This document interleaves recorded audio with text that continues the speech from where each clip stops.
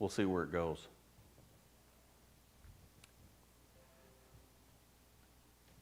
We as a church are in one of the most confusing times ever. And not just as a church, but as people. I mean, as us older people, can experience the internet, but we don't understand it the way the younger generation does.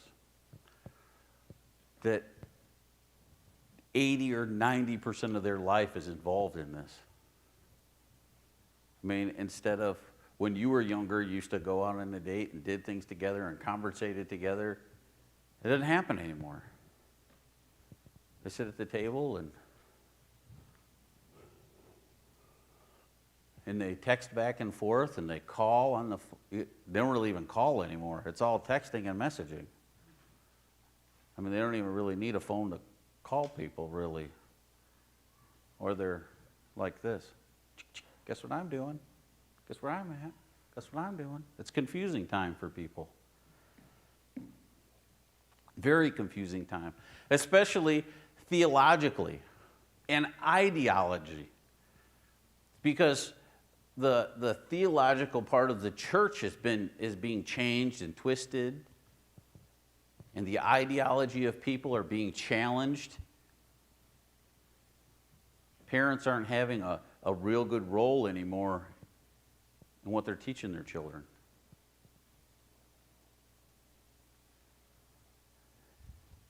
The church is no longer in opposition to the world.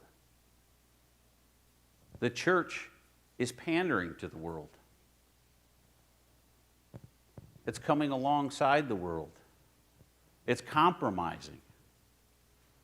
I mean, if you really don't believe me, you need to walk into a great big mega church. And I'm not trying to beat them up, but walk into one of them. I mean, it's like going to a concert. Literally. The pastor on stage is a motivational speaker.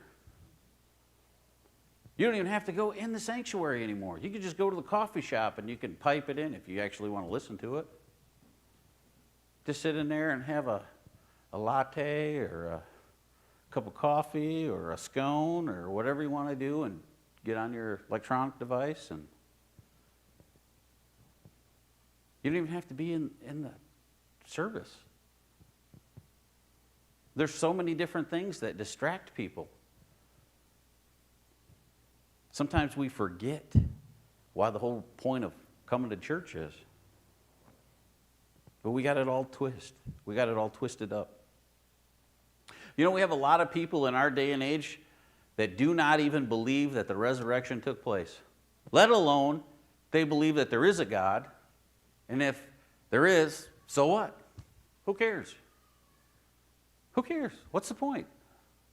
Who cares?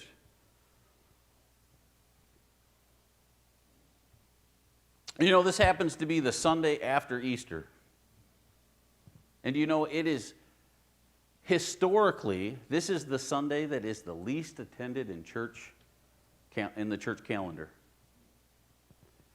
Everybody gets their church on through Holy Week, with the triumphal entry on Palm Sunday, and then the Passover, and then they come to Good Friday, and they get their guilt, and then they come back on Sunday, and woohoo, everything's fine again. And then guess what? They're gone. That's far enough. We don't need to go any farther. This isn't so far-fetched of an idea of what happened back then. Back when on the day of resurrection, the disciples just were at a loss. They didn't understand anything that was going on. They were confused. If you read the story, you'll see that he's in a tomb. He's dead and buried. The women were going to the tomb to check on it.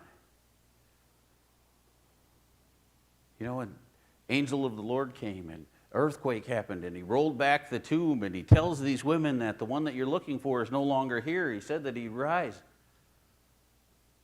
He's not dead. And then the women, as they're running back, they meet Jesus. And then they get back and they tell him, and the men are like, really?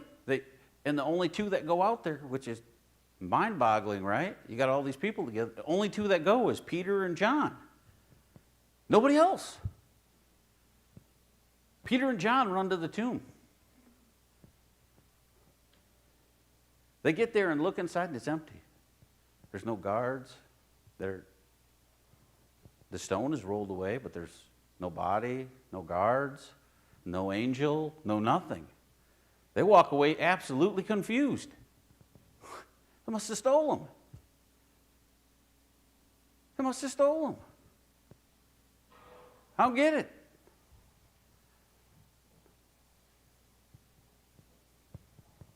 You know, there's a story that we're going to talk about today. It's called On the Road to Emmaus. And we're going to read this story about these two men these emotional and physical things that happen to them, what they're thinking about, what they're feeling, what's going on in their life. We're going to see what transpired. And we're going to hear their frustrations. We're going to read from Luke 24:13 through 35. Now that same day, two of them were going to a village called Emmaus, about 7 miles from Jerusalem. They were talking with each other about everything that had happened.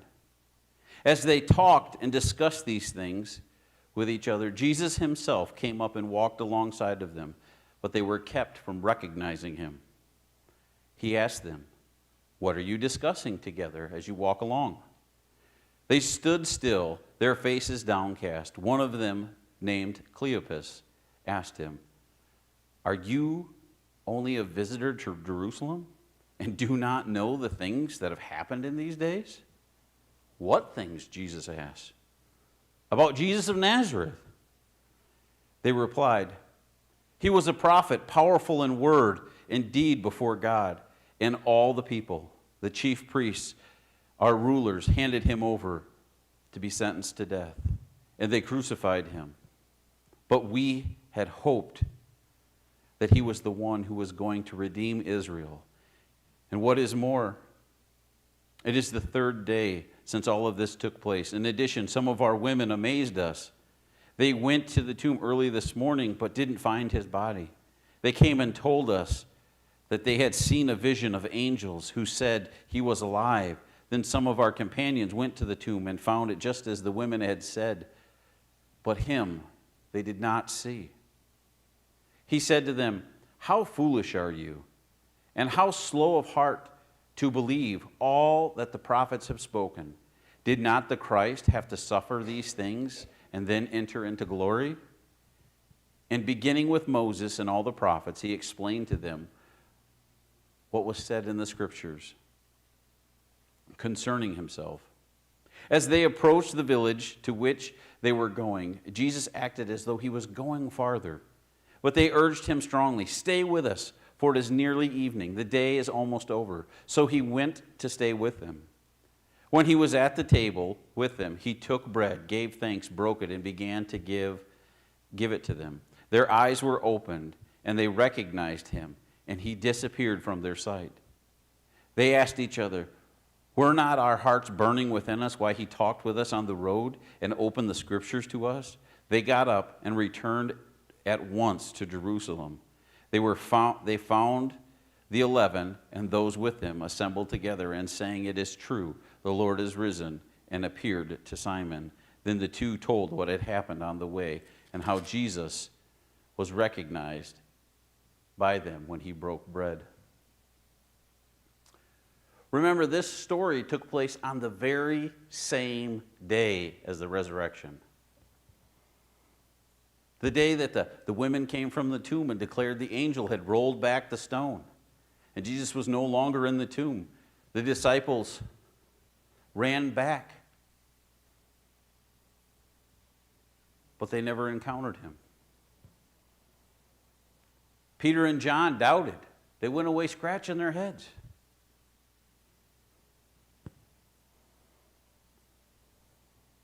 They didn't understand what all this meant. I mean, we do, but they didn't. They didn't understand any of it. They didn't understand why they were going through this. These two men were on their way to Emmaus. They were probably leaving the other disciples behind and going back home to the village they lived in. They were probably doing this because, if you think about this, they probably had a discussion for 3 or 4 days now. They just watched the Christ who was supposed to be the Messiah. He's dead. What do we do now? Who do we follow?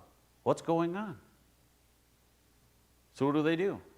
They turn around and I guess we'll go back to living our life, right?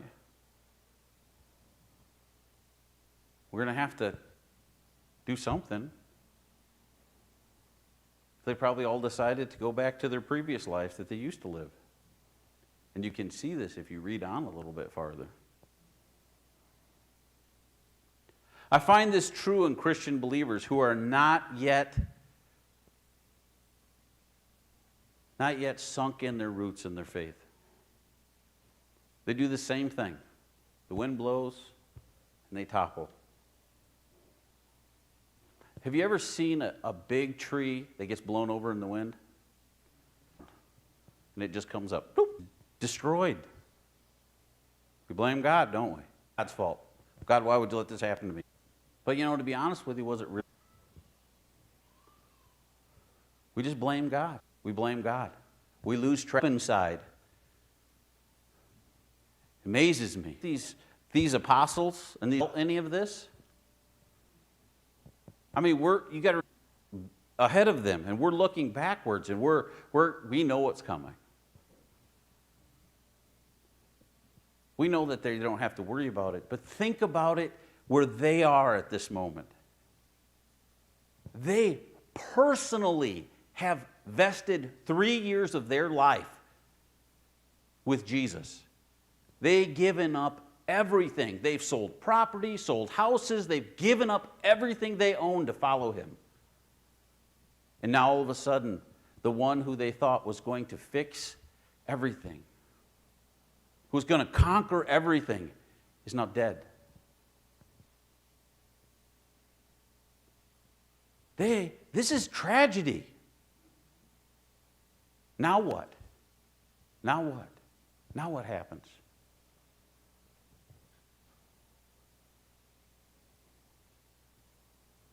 How deep our faith is helps us to understand and perceive tragedy in the right context. If we don't have faith in God, or we have very little faith in God, it changes who we are. It changes on, all of a sudden we start pointing fingers at everybody else, and it's everybody else's fault. That tree falls over.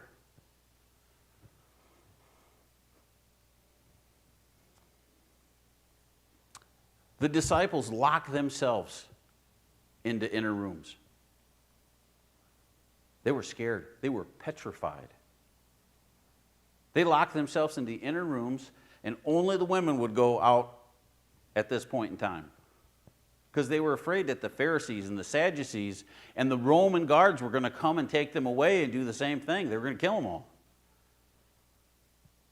They were absolutely in fear for their lives. Their minds and their hearts are racing. Doubts and fears are in their minds. Just like some people today. Our minds are racing. Our hearts are racing. Is Jesus real? Is he real? Or is it just a story? Is this made up? Is it really him? Is it just a character? Is it just something Christians follow because they want to feel good about themselves?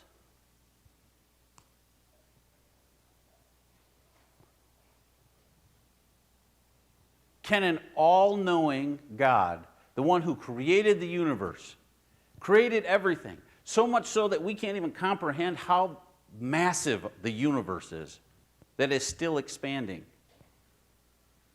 We can't even comprehend it. Can this Creator really love me? Really know me? My thoughts, my cares, my anxieties, my fears? Is He real? I mean, come on, really? This is really crazy, right? This is really crazy. Can Christianity be true? All my friends, all the people online tell me it's a waste of time. All they want is my money, my time. You know, they're a bunch of fake people in church.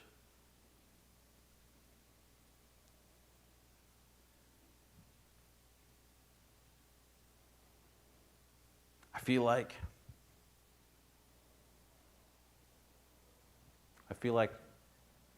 they're not the only ones that believe that. A lot of Christians believe that. There's a lot of people out there that believe this. They're lost. How many Christians here can say they've experienced tragedy in their life? How many times have you thought that you were on your own? I mean, I'm not going to lie. There's times where I have felt like God was a million miles away. Million miles away. I'm not the only one that feels like this. You're not the only one that feels like that. I mean, we don't have to act like it's some hidden thing that happens. These two men felt the same way. You know, they went to church, right? They spent 3 years with Jesus, and now all of a sudden it's over. And they're walking back, and you don't think that they're angry? You don't think that they're upset? I mean, he said that their hearts were burning while he opened the scripture to us. You know, they're going back there, oh man, you'll believe what happened.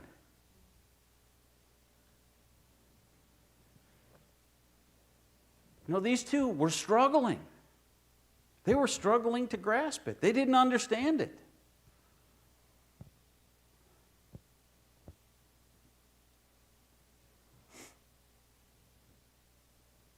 You know, something amazing happened on the way. When you read this story, sometimes it gets clouded by the resurrection story, but something amazing happens on this journey. These two men who are struggling with their faith, struggling,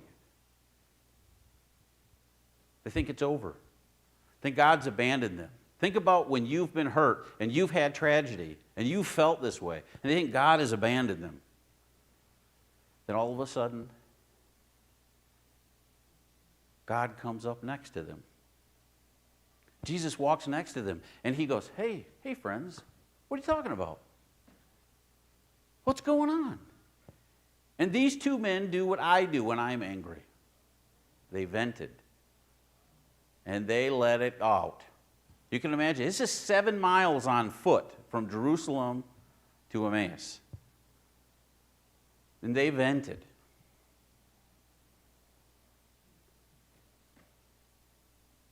And Jesus, being an awesome role model, he's the perfect role model, does exactly what James teaches us to do, which is quick to listen, slow to speak, and slow to anger.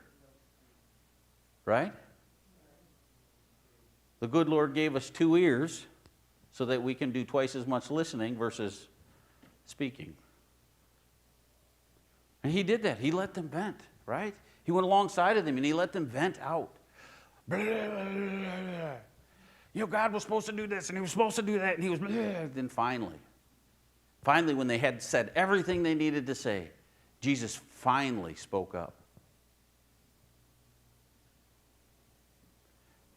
And he talked to them and he encouraged them all the way to their house where they were going to stay. So much so, these two men invited him. Come on, you got to come in. No, I'm not coming. I got to keep going. No, come in and eat with us. He sits down and eats and breaks bread with them and gives it to them, gives thanks and gives it to them. And all of a sudden, they know exactly who it is. And Jesus disappears. Gone. How much joy do you think these two had at this point, where they ran in the middle of the night 7 miles through treacherous country with no guards, no help? They're afraid for their life, right? Somebody's going to find them, kill them. They're going to arrest them. They didn't care. They had so much joy that they ran back in the middle of the night. Not down paved roads. We're talking like trails. Rocky, treacherous terrain where wild animals are through. To go back, to knock on the door, to tell their fellow brothers and sisters what just happened. Isn't that just like God to do that for us? We struggle, and we're on our road to Emmaus, and He comes alongside of us, and He listens to us vent. You do not believe how many times I've sat here in this church and vented to God about things in my life. But there's something that changes when you vent. If you do it the way that James talks about, right? I'm angry. Jesus is going to listen to me. I don't need to go gossip to 1,000 different people, right? I need to go tell the one who it matters to. Right? I'm upset and I'm frustrated. I need to go talk to God. So I do. You would absolutely lose your mind if you saw me in here arguing with God. You'd think I was absolutely nuts. But I believe that the God who created the universe and who created me and knows me by name and knows every single hair on the top of my head and who knows what I'm going to say before I say it, knows that I am upset and I need to talk to Him. And you know what? He listens. He's an amazing listener. But then I also have to do something after I'm done venting, just like these two did, which is what? What did they have to do? Listen. I had to listen. I have to calm my mind, shut my mouth, and listen. You'd be surprised how many times I may be pacing up and down the church floor, aisleways, telling God about how bad everything is, and then I kneel down and I pray. And I say, you know, Lord, it's not that bad. I am so sorry. I'm just frustrated. And He goes, I know. It's okay. It's amazing God is like that. You know, and then that anger and that frustration that I have turns to joy. It turns to joy. You know, one of the most amazing experiences that a Christian has is the time they find the real Jesus. You can go through your whole life in the church and never really find the real Jesus. You just come and social gather and you find the fluffy Jesus. You find the grace Jesus. But you never find the real Jesus. The one who is like a father, right? The one that says, no, that's not right.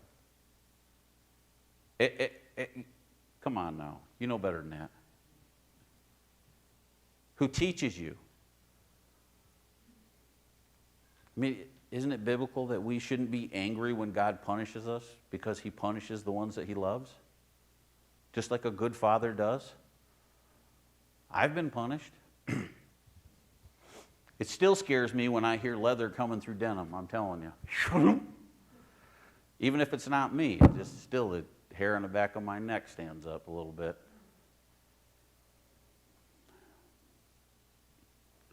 But that's who we're supposed to be, right? We find that real Jesus. The real Jesus, the one that changes you. Because when you find him, the rest of your life is different. It's different. You may have this up and down little thing, but it's like this up and down, all the way up. It's not like this. When you find the real Jesus, the person that you were changes. Changes who you are.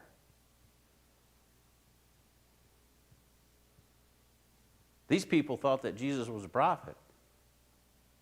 All of a sudden, it changed for them, didn't it?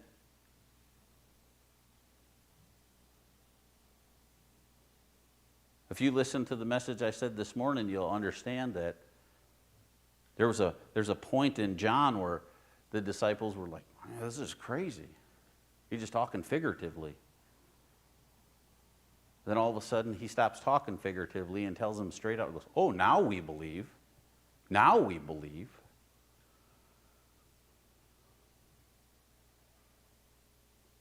You know, bad things happen in this world.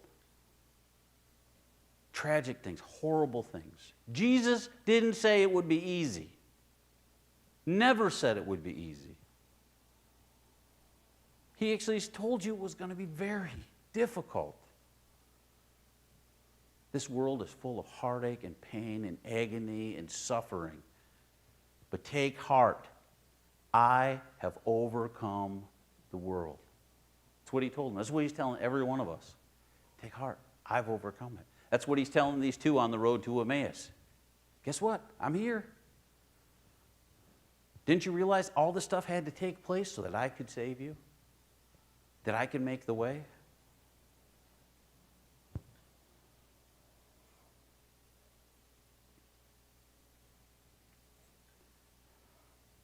You know, as a pastor, I understand you finding the real Jesus. But there is another experience that is just as amazing as a Christian. When you walk with another person on their road to Emmaus and you see them find the real Jesus.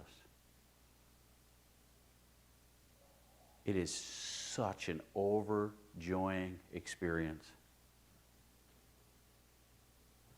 It doesn't matter what time of the night it is. It doesn't matter what distance they are apart from each other. When you walk with another person all the way and you see them, finally it clicks and they find him. And they come in the middle of the night and call your phone or message you on Facebook or Zoom or whatever it is. And they go, hey, you're not going to believe this. I got to tell you what happened. Okay, well, calm down. What's happened? And no, you don't understand. You don't understand what happened. Okay, well, come on. I'll start the coffee. Come and tell me. And then they tell you their story, and it makes you just as excited as they are. And it makes you want to do something. It makes you want to encourage them and strengthen them. And it strengthens your faith, doesn't it? It's not just the pastor's job to do this. It's our job. Jesus says he called us to go out into the world and preach the gospel to all the nations. It's not just the pastor's job to do that. It's our job to do that. Some of us feel like we are on our road to Emmaus right now. We feel like we're depressed, we're alone, we're angry, we're bitter. We can't see the end of the road. We don't know what God has in store for us. We don't even know if he's here. We don't know. I'm asking you today to take time. Take time today, not tomorrow, not next week, but take time today to put everything else aside. Everything else aside and just focus on who you are. Who am I? I want you to ask that question today. Who am I? Who am I? Do you want to know why that's so important? Because the first answer that comes out of your mouth is what you're most passionate about. When I was younger, the first thing that came out of my mouth is, who am I? I'm a biker. I'm a father. I'm a husband. You know, it kind of rolled a little bit. Now it's, who am I? I am a child of God. I am forgiven. I am loved. Even though sometimes I don't feel it, I am loved. I am wonderfully and fearfully made. He said, you know what? You're worth it. You're worth it.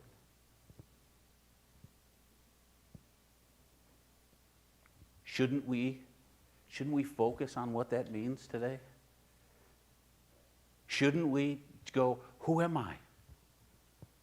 Who am I? If you come up with any other answer than I'm a child of God, then we need to rethink about where we're at. Because this great big pyramid that you hear me talk about, where I said God has to come first in our lives, because He does. He has to come first. If you cannot fix the issue between you and God, everything else is going to be out of whack.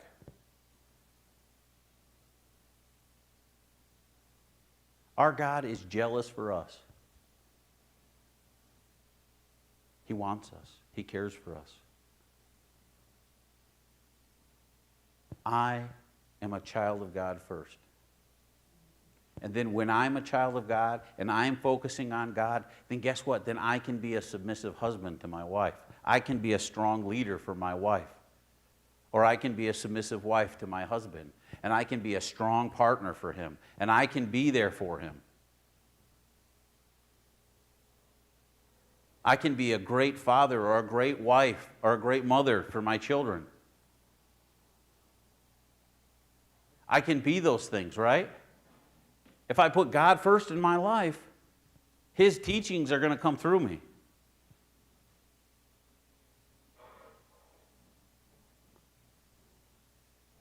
That's where I need to be. So if you're lost today, and you're frustrated, and you're burned down, I really want you to think about this today. I want you to answer this question today. Take the time. This is an important question in your life. Who am I? Who am I? I want to read you a poem. And most of you will know the poem. It says, one night a man had a dream. He dreamed he was walking along the beach with the Lord. Across the sky flashed the scenes from his life. For each scene he noticed two sets of footprints in the sand. One belonged to him and the other belonged to the Lord. When the last scene of his life flashed before him, he looked back at his footprints in the sand. He noticed that many times along the path his life, there were one set of footprints, just one. He also noticed that it happened to be the very lowest and saddest times in his life. We were struggling the most. This really bothered him, and he questioned the Lord about it. Lord, you said that once I decided to follow you, you'd walk with me all the way. But I've noticed that during the most troublesome times in my life, there was only one set of footprints. I don't understand that why when I needed you the most, why you would leave me. The Lord replied, my son, my precious child, I love you. I would never leave you. During those trials, those times of trials and suffering, when you've seen one set of footprints, I carried you. Isn't that the truth?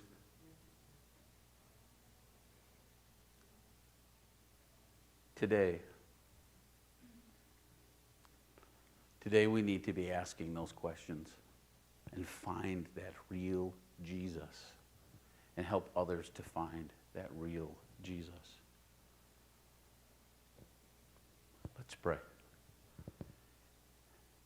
Dear Heavenly Father, Lord Jesus, invade our lives. Help us to meet you face to face. Help us to, Lord, help us to know that